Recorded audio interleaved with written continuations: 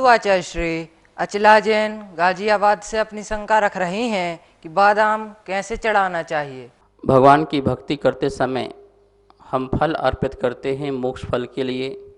उसमें बादाम आदि अनेक प्रकार के फल होते हैं, तो हम इतना विकल्प क्यों करते हैं कि कैसे चढ़ाना है। कहीं हमारा वही विकल्प हमारी भक्ति का जो फल मिलना चाहिए वो फल हमें प्राप्त ही ना हो पाए।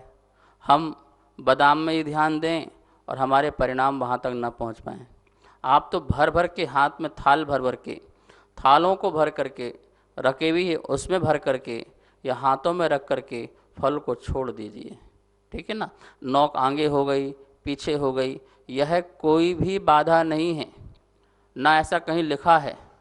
फल को आप अपने हाथ में रखिए, भरिए और थाली में छोड़ दीजिए। इतने विकल्प करने की ज़रूरत नहीं है। नमोस्तु आचार्य श्री। प्रसन्न जैन ललितपुर उत्तर प्रदेश से अपनी शंका रख रहे हैं, उठावनी के समय धन का दान मंदिर में देना चाहिए। हमारे घर में जो भी परिजन आदियों का स्वर्गवास आदि हो जाता है तो उस समय परिवार वाले धर्म के नाम से भी कुछ धन आदि निकालते हैं, दान आदि की घोषणा करते हैं। जैन आगम तो यह कहता है कि मरने के बाद तुम्हारे नाम से दिया हुआ धन तुम्हारे नाम का पुण्य नहीं मिलने वाला है। जीते जी जो आपने अपने भावों से कर लिया वही तुम्हारा फल की प्राप्ति दे सकता है। इसलिए अपने जीते जी जो कुछ करना है, दान पुण्य उपकार सेवा धर्म, वो करते रहिए। इसके बाद जो व्यक्ति करेगा वो उसका कहलाएगा, तुम्हारा नहीं। ठीक है, बच्चों ने यदि तुम्हारे नाम से निकाला तो वो ना बच्चों को मिला ना उनको मिला, लेकिन धर्म को तो मिल गया, मंदिर आदि को तो मिल गया, मंदिर आदि का काम हो गया। तो उठावनी आदि में जो घोषणाएं की जाती हैं उसमें हम कोई बाधा नहीं है। यदि आप दान आदि की घोषणा करते हैं कि इस मंदिर में इस प्रकार से, इस मंदिर में इस प्रकार से, तो उनके माध्यम से वह जो दान है, धन है, वो मंदिर आदि में या उनके सत्कार में उपयोग में लग जाता है। लेकिन तुम ये सोचो कि उसका हमको फल की प्राप्ति होगी, तो नहीं होने वाली।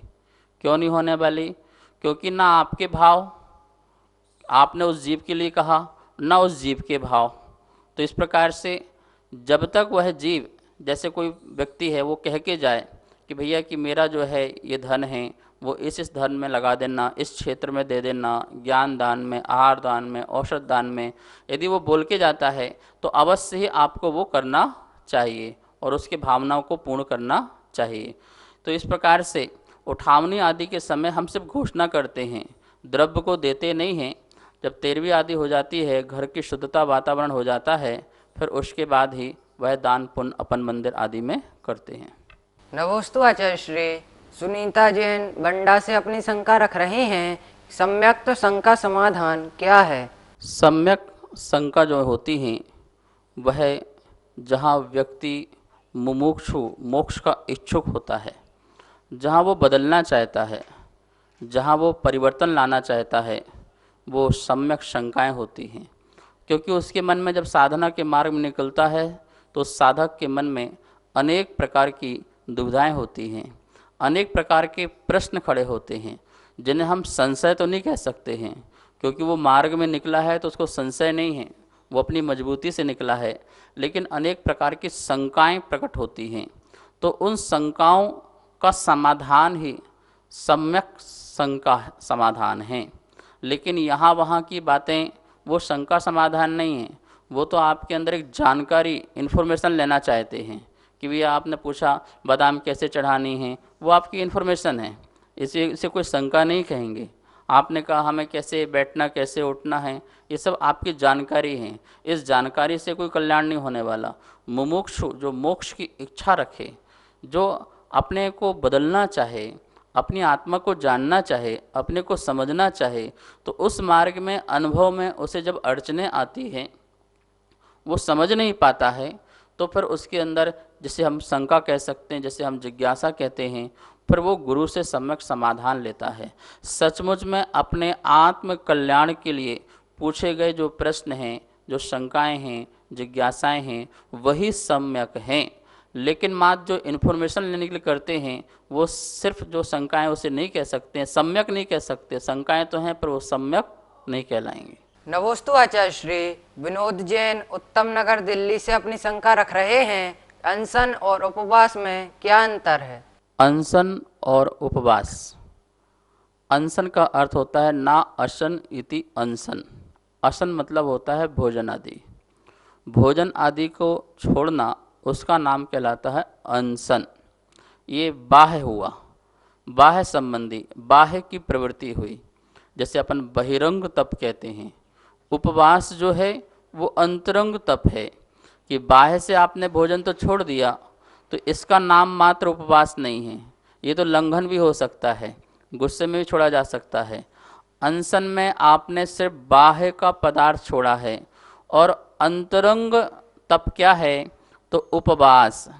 उपवास का मतलब होता है सब बाह्य क्रियाओं से निकल कर के अपनी आत्मा में वास करना, जागृत रहना, होश में रहना, अपने को कषाय युक्त नहीं होने देना, अपने मन में चंचलताएं नहीं लाना, विषय भोगों की ओर प्रवृत्ति नहीं जाने देना। उपवास अनशन के समय मैं अब कल ये खाऊंगा, ये पीऊंगा, इसका परिणाम नहीं होने देना। तो अपने आत्मा में वास करने का नाम उपवास है। मात्र तुमने भोजन त्याग कर दिया उसे उपवास नहीं कहते, वो तो बाह्य तप हो गया, बहिरंग तप हो गया। जब तक अनशन अंतरंग तप के साथ न जुड़े उसे जैन शास्त्र में उपवास की उपमा नहीं दी गई है। तो उपवास अपने आत्मा में वास करो। आपको समय मिला है, आपने बाह्य प्रवृत्ति छोड़ी, किस लिए छोड़ी है? इतना समय आरंभ सारंभ में जो जा रहा था, भोजन आदि बनाने में जा रहा था, अब वो समय मुझे अपने आप को जानने को मिला है, अपने को समझने को मिला है।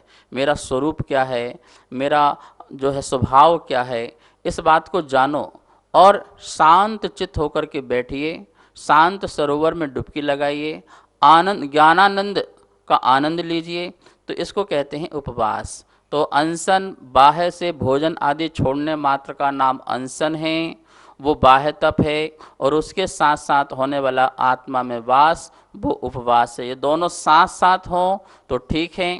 यदि आपने से बाह्य प्रवृत्ति बस छोड़ी और अंतरंग उपवास नहीं किया तो उसे उपवास आदि नहीं मानते, तपस्या आदि नहीं मानते हैं। लोगों को देखा जाता है कि सिर्फ भोजन छोड़ देते हैं, बाकी दिन भर कहीं वो टीवी देखते रहते हैं, मोबाइल देखते रहते हैं, यहाँ वहाँ घूमते रहते हैं, टाइम पास करते हैं। टाइम पास नहीं करना है। यहाँ तो बोला है कि उपवास करना है तो रात्रि जागरण भी होना चाहिए, हम बेहोश अवस्था में भी ना जाएं, निद्रा में भी ना जाएं और अपने स्वभाव में रहें। तो इसको महावीर स्वामी ने सच्चा उपवास आदि कहा है। सभी स्वाध्याय प्रेमी बंधुओं को सादर जय जिनेन्द्र। आगमधारा शंका समाधान निरंतर पारस चैनल पर प्रसारित हो रहा है, जिसके पुण्यार्जक बनने का लाभ आप सब प्राप्त कर सकते हैं, जिसकी राशि एक दिन के लिए 2100 रुपये और एक महीने के लिए 11,000 रुपये की राशि रखी गई है। आप नीचे दिए नंबर पर संपर्क कर सकते हैं। आपका नाम पारस चैनल पर प्रसारित किया जाएगा। जय जिनेन्द्र।